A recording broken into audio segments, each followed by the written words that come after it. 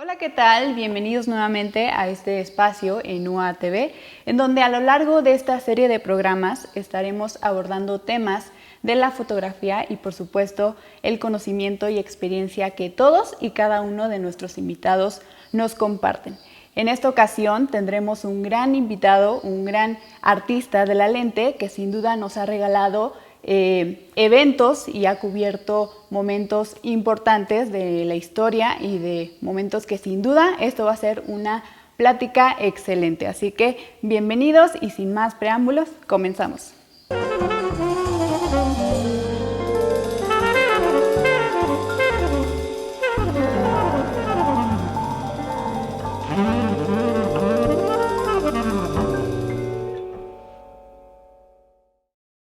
Precisamente hablando de este proceso que tiene la fotografía y la forma en que se hace fotografía, ¿cómo es que recibes este cambio, esta evolución en cuanto a la cuestión análoga, el avance de la tecnología? O sea, ¿qué es lo que tiene en unos de beneficio? ¿Qué crees que otros no tienen? ¿Qué opinas acerca de esto?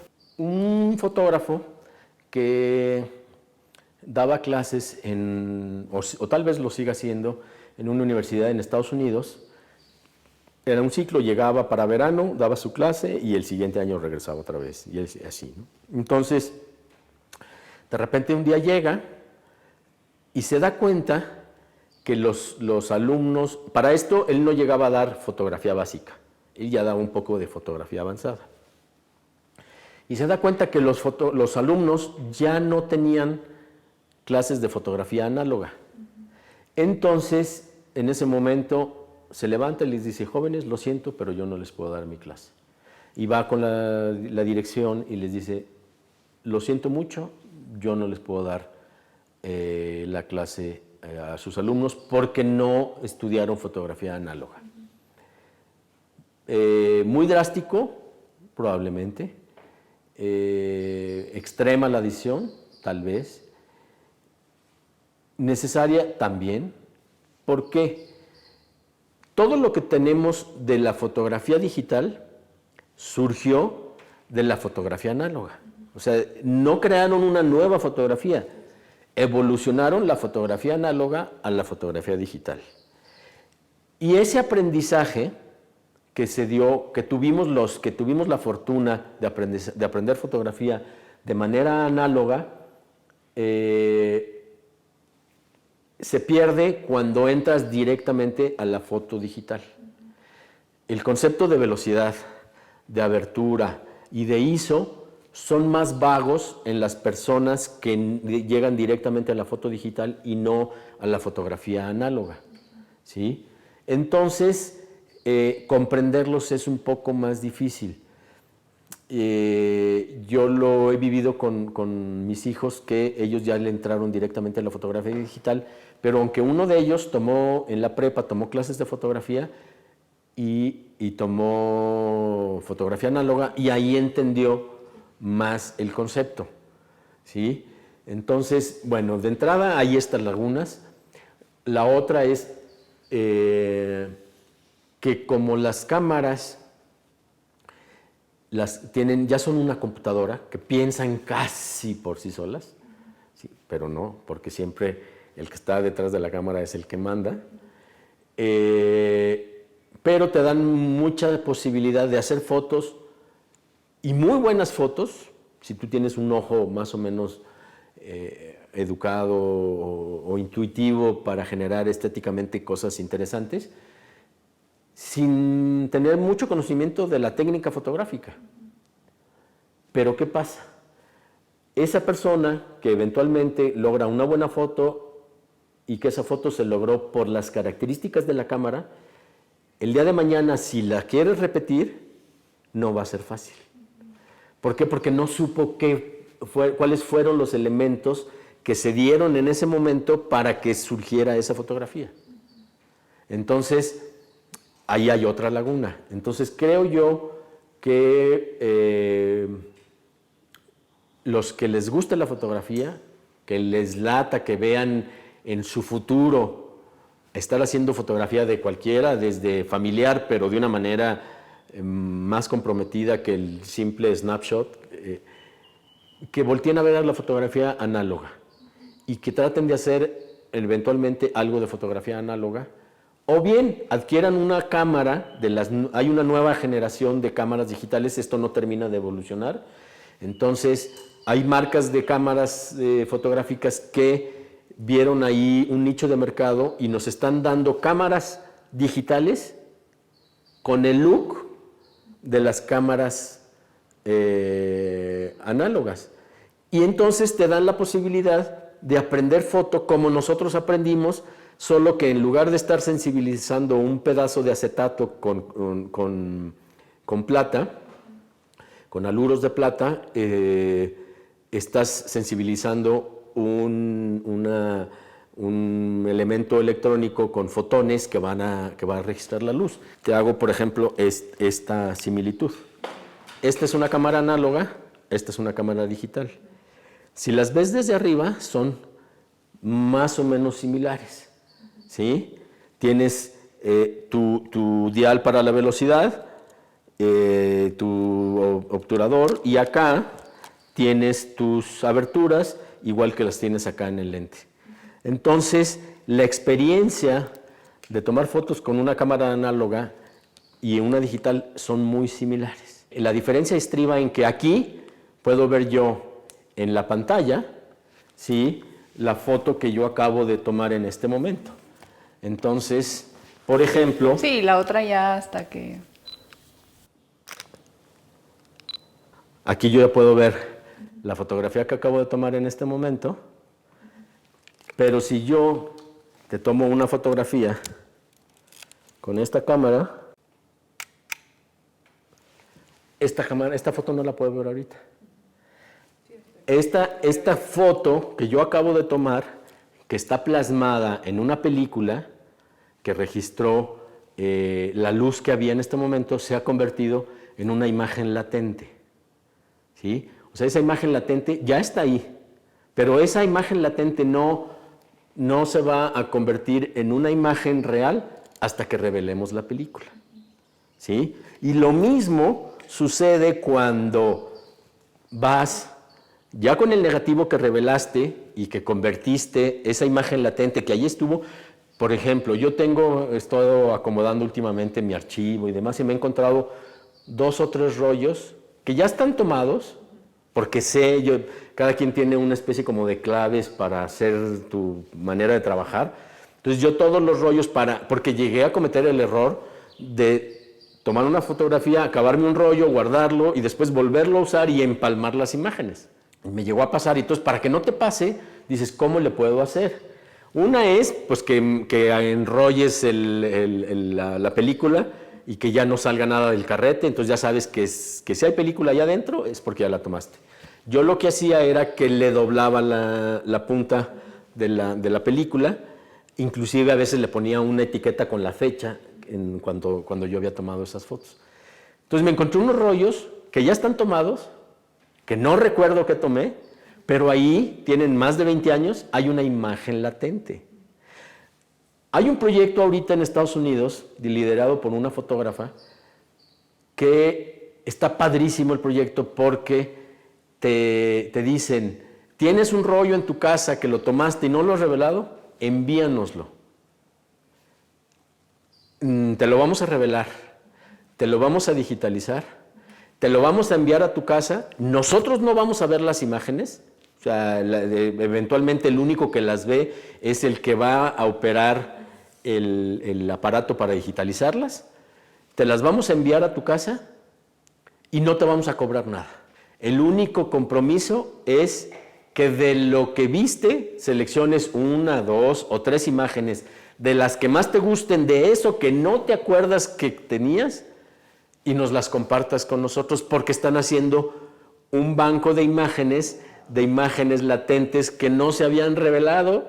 Y entonces dicen, nos hemos encontrado con sorpresas. La mayoría, y mira, me pongo chinito, son de personas que revelan y dicen, wow, ahí hay unas fotos de mi papá que murió hace 5 años y que yo no me acordaba, y a llorar, ¿no? ¿Por qué? Porque volvemos a lo mismo y estoy chinito, o sea, estás recordando, te sirve para eso, y esas personas que por azares del destino se les olvidó o no tenían dinero en ese momento para revelar el rollo o lo que sea, en este momento esa imagen latente la están volviendo realidad y están trayendo un recuerdo. Dice Luis Buñuel, sí ubican a Luis Buñuel, él tiene un libro que se llama Memorias e inicia el libro de Memorias diciendo: somos lo que recordamos que somos. Y platica él, en el inicio del libro, de que cuando ellos estaban chicos e iban a casa de la abuela, todos los primos se ponían de acuerdo para llegar y saludar a la abuela. Hola, abuelita, ¿cómo estás? Ay, mis niños, muy bien, qué bueno que vinieron. ¿Nos lees un cuento? Y la abuela, encantada de la vida, les leía un cuento. Y cuando ya terminaban, guardaban el libro, se salían de la sala y volvían a entrar. Y cuando volvían a entrar, a la abuela, que padecía demencia senil, ya no recordaba que hacía un minuto habían estado con ella. Abuelita, muchachos, ¿cómo están? Qué bueno que vinieron. ¿Nos lees un cuento? Sí. ¿Cuál quieren que les lea? Y le daban el mismo que les acababa de leer y lo leía con el mismo entusiasmo de 5 minutos antes. ¿Sí? Entonces, obviamente ella seguía manteniendo muy frescos todos sus recuerdos anteriores, que es algo común que nos sucede. Entonces, y por eso decía ahí lo importante de ser lo que recordamos que somos. Y tú recuerdas que eres Ruth, y qué bueno, ¿verdad? Entonces, ahí radica otra para mí de las importancias supremas de la fotografía, ¿no? Que es el recuerdo.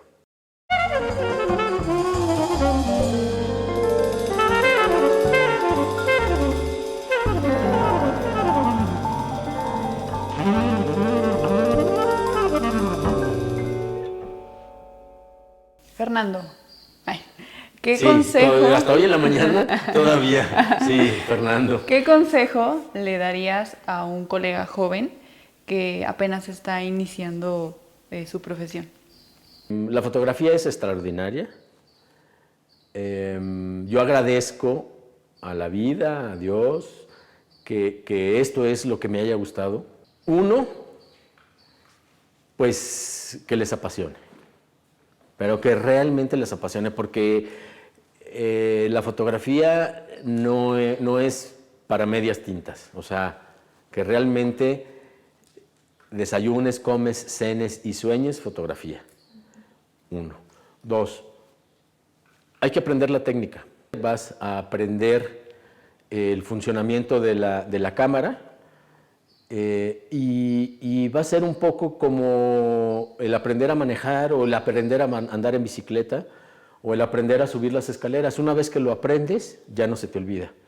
O sea, si pasan 10 años y no te has subido una bicicleta, te subes así como que, ay, hace 10 años que no me subo de la bicicleta, pero al segundo pedalazo ya sabes qué es lo que tienes que hacer. Lo mismo sucede con la técnica fotográfica.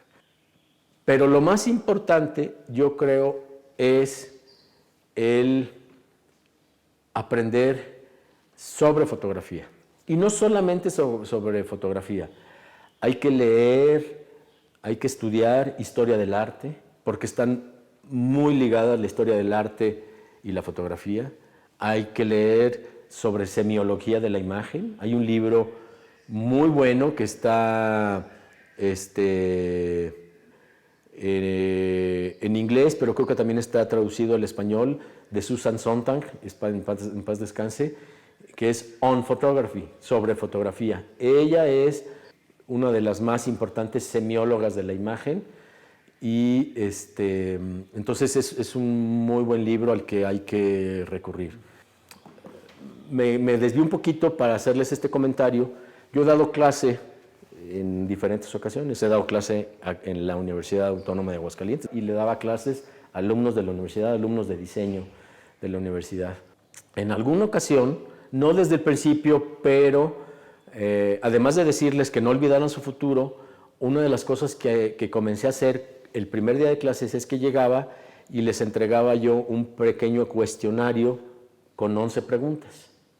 Y estas 11 preguntas, las 10 primeras tenían que ver con técnica fotográfica, con instrumentación fotográfica, historia de la fotografía, y la última pregunta era, ¿por qué estás aquí? O sea, ¿por qué estás en mi clase de fotografía? Yo ya les daba clase a alumnos que habían tenido 4 semestres antes fotografía y ya se suponía que el 5.º semestre era porque ya se iban a especializar en fotografía y eso es a lo que se iban a dedicar.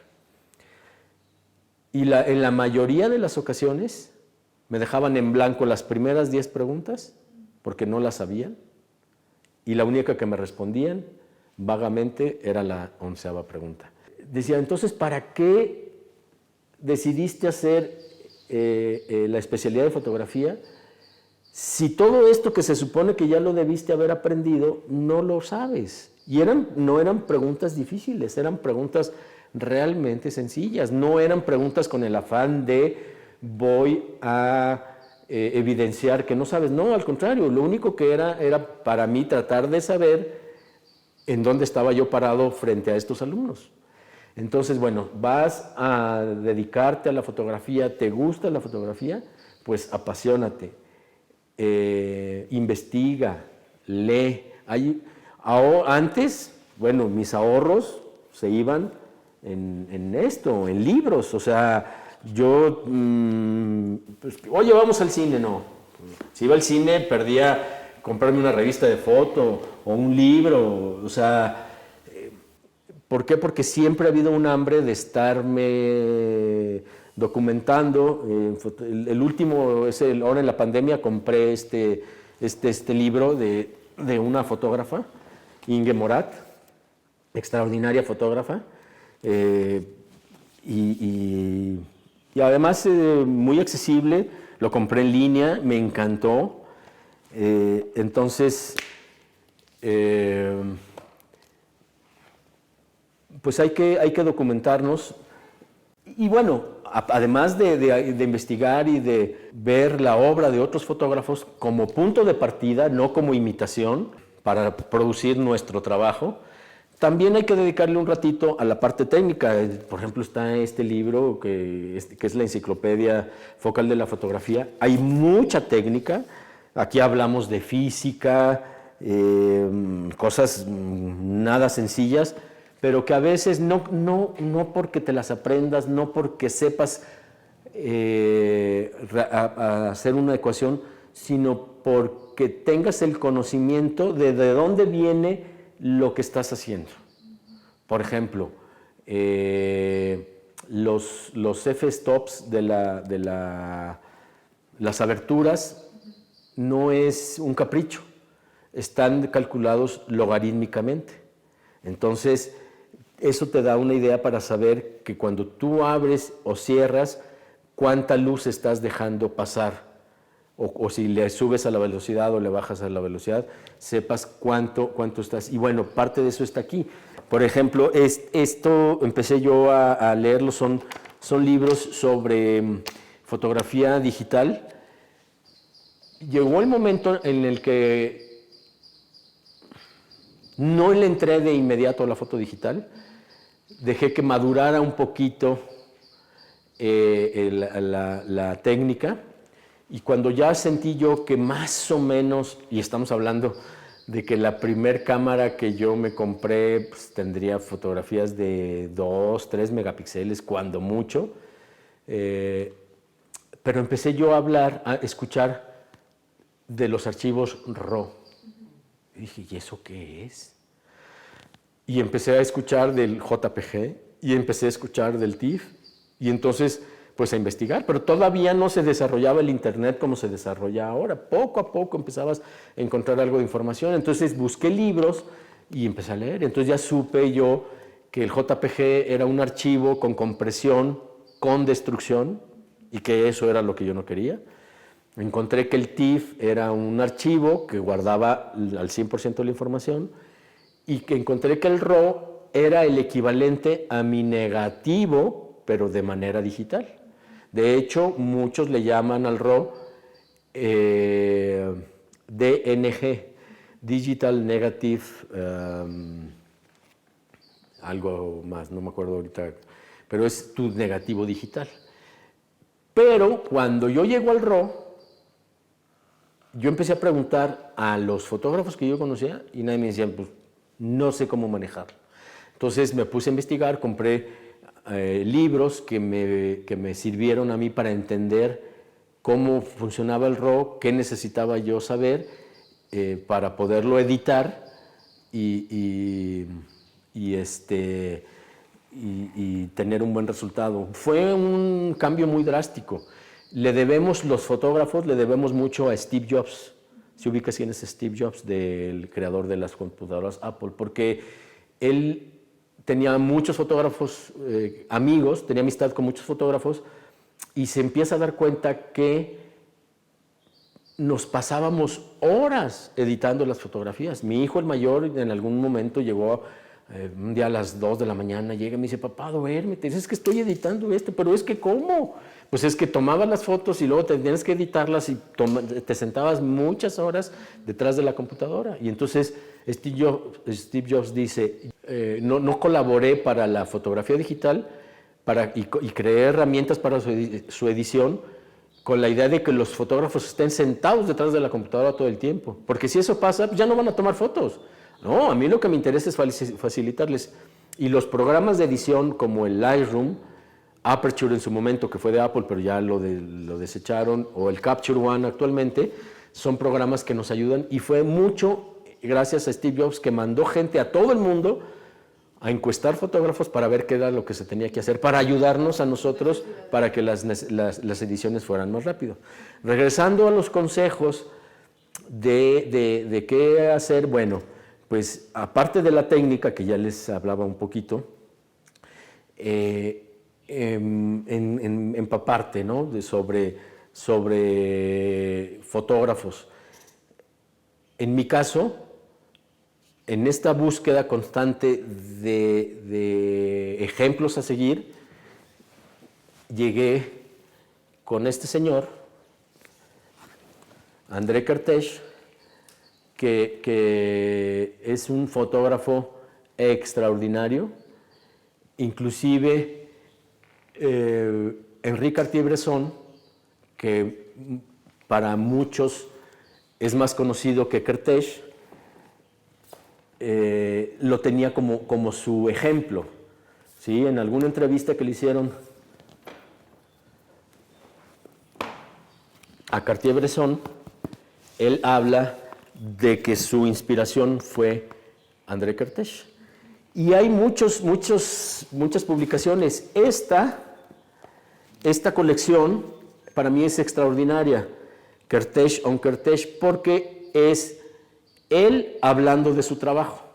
O en aquella, por ejemplo, que es Eisenstadt on Eisenstadt, es el fotógrafo entrevistado y plasmado sus palabras en el libro, ¿no? Entonces, tienes las fotografías y tienes un comentario de lo que estás viendo.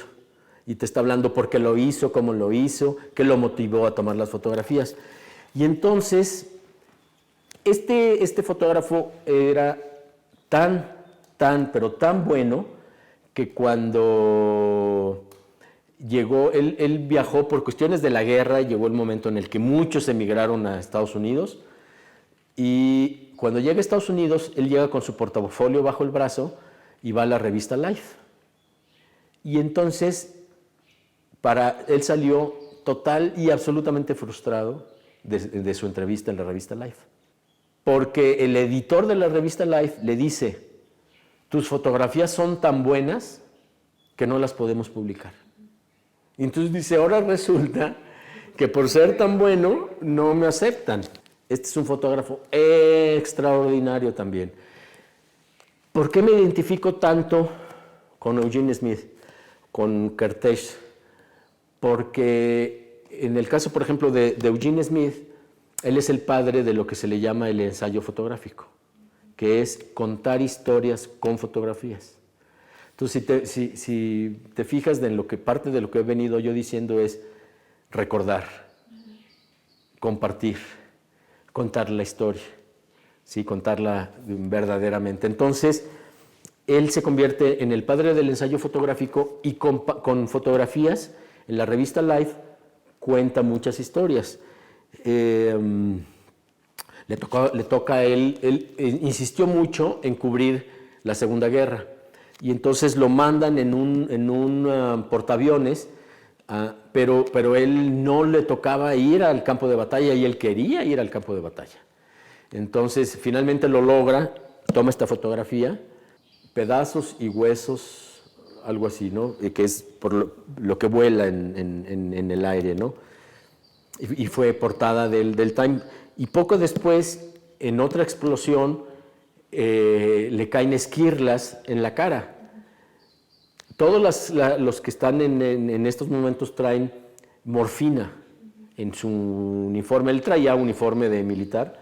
Entonces, cuando se siente herido, busca en la bolsa la morfina, agarra la pastilla de morfina, y cuando se la va a llevar a la boca, no sabía cuál de los agujeros que tenía en la cara era su boca. Él hizo 2 reportajes muy interesantes, bueno, 3, varios, pero bueno, 2 en los Estados Unidos, uno que se llamó The Country Doctor, que es el doctor del campo, ¿sí? Que es un doctor en el sur de los Estados Unidos, que muy comprometido con su profesión, y se dedica a ir a visitar a sus pacientes, a sus casas, para atenderlos. O sea, ves, por ejemplo, cómo a cualquier hora, o sea, el tipo estaba dando un regaderazo y le hablan para atender una emergencia y la toma. Pero esta toma no solamente te está hablando de que el doctor estaba disponible para ir a atender cualquier cosa en el momento dado que fuera, pero sino que también te habla del compromiso del fotógrafo. Porque el fotógrafo estaba ahí todo el tiempo durante el reportaje para poder registrar esto. Si el fotógrafo hubiera estado 10 minutos, mañana vengo y hago otras fotos. No, el fotógrafo prácticamente estaba viviendo con el doctor, y te habla el grado de compromiso para la historia, ¿no? Otro reportaje de él es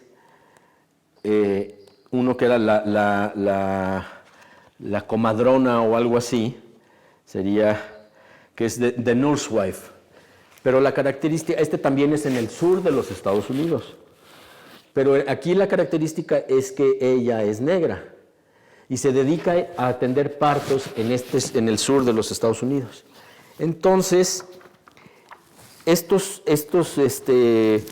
reportajes cambiaron la vida de los Estados Unidos para bien, porque primero, cuando recién se publicaron, la gente del norte, de Nueva York, de Chicago, de Wisconsin, de Minnesota, se ofendieron. Dijeron, ¿cómo? Eso no es en Estados Unidos, eso debe ser en África, o del doctor, eso debe ser en Sudamérica, eso no es en los Estados Unidos. Y entonces Life les dice, señores, pero por supuesto que es en Estados Unidos, y es el sur de los Estados Unidos.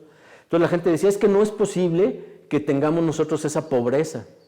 Pues sí. Entonces esto hizo que el gobierno de los Estados Unidos volteara a ver el sur y le inyectara recursos en el sector salud. Entonces encontramos que además de ser un instrumento para recordar, es un enorme instrumento para concientizar la fotografía, ¿no? Si la utilizas de una manera adecuada.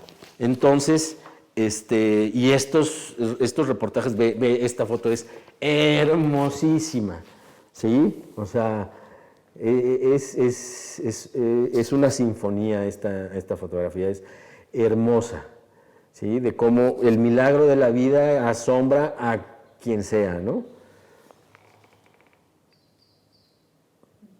Y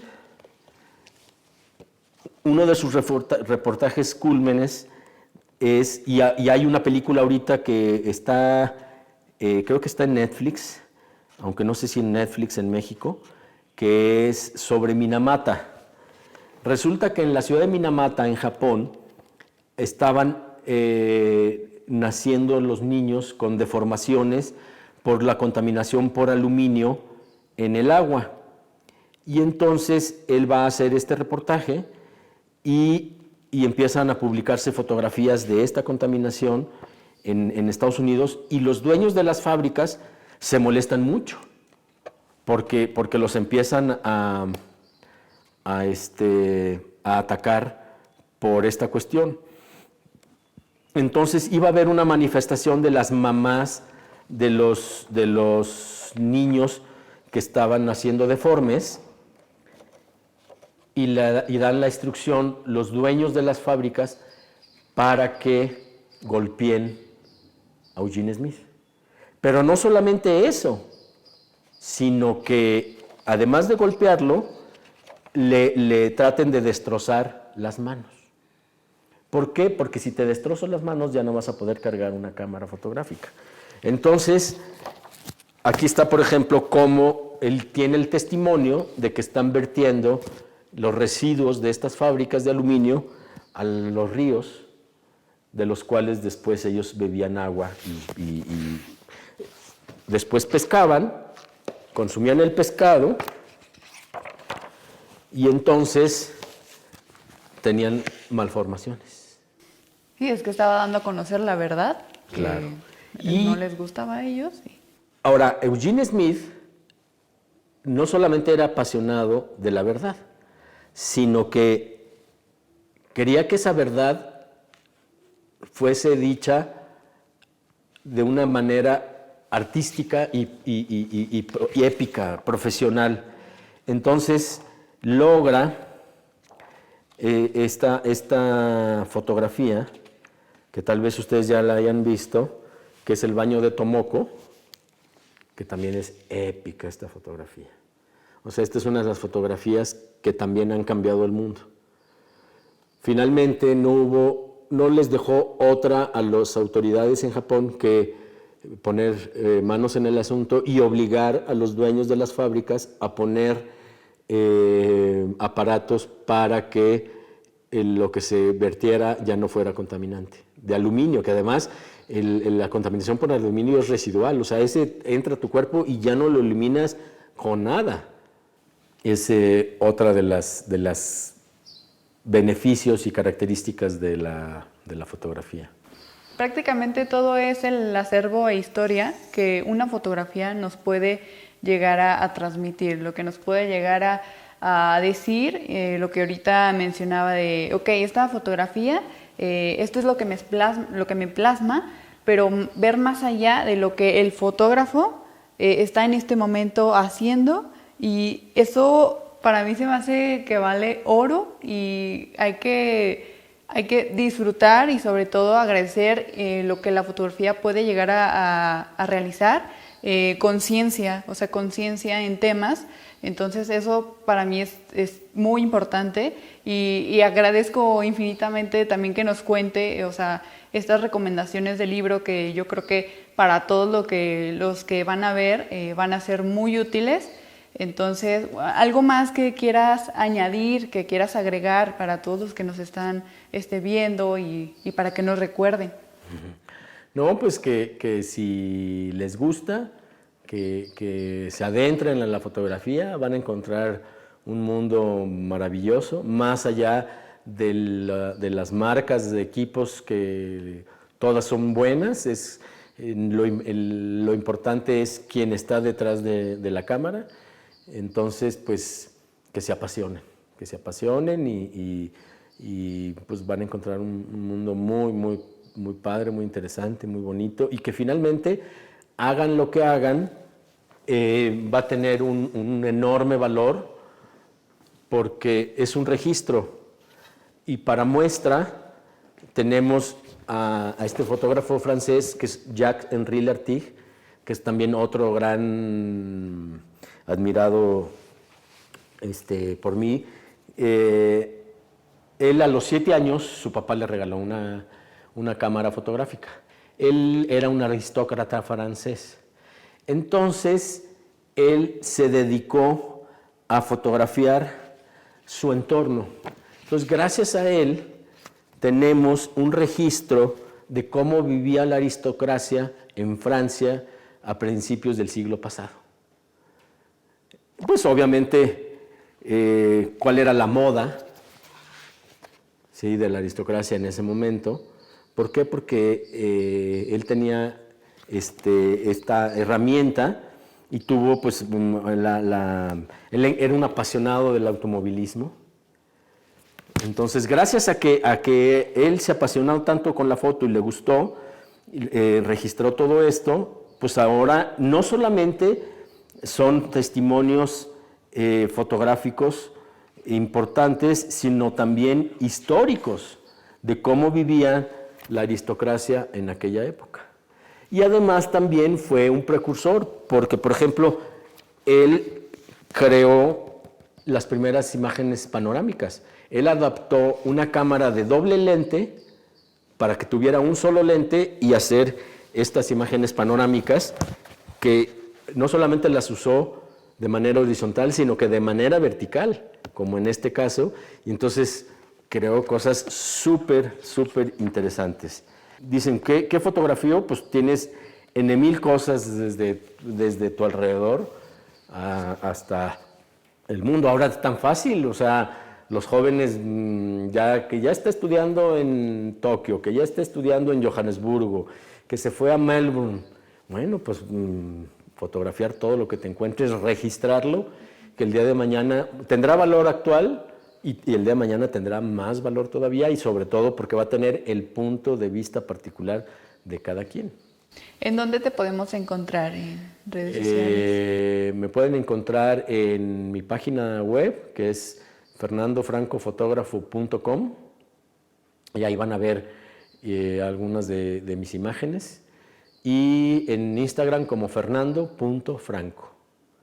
También estoy en el Facebook, pero la red que más uso es Instagram, y ahí podrán encontrar lo que estoy haciendo actualmente. Perfecto, pues ahí están las redes y el contacto para, en caso de que quieran ver su trabajo, de alguna sugerencia que quieran trabajar con él, que lo que sea, bueno, ahí está.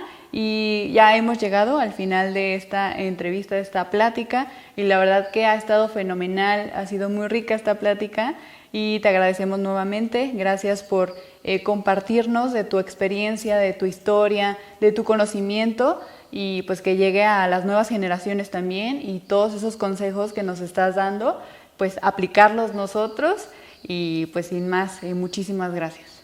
Al contrario, el agradecido soy yo. Esta es su casa, pueden regresar cuando quieran. Al cabo, ya saben que van a venir y no hay nada de qué hablar, así es que nos podemos sentar y estar calladitos una hora, y así nos la podemos pasar bien. Perfecto, pues esto, bueno, ha sido todo y espero que haya sido de su agrado. Nos vemos en otra emisión más de A Través de Visor, con un nuevo invitado, fotógrafo o fotógrafa. Entonces nos vemos a la próxima. Yo soy Ruth Díaz. Adiós.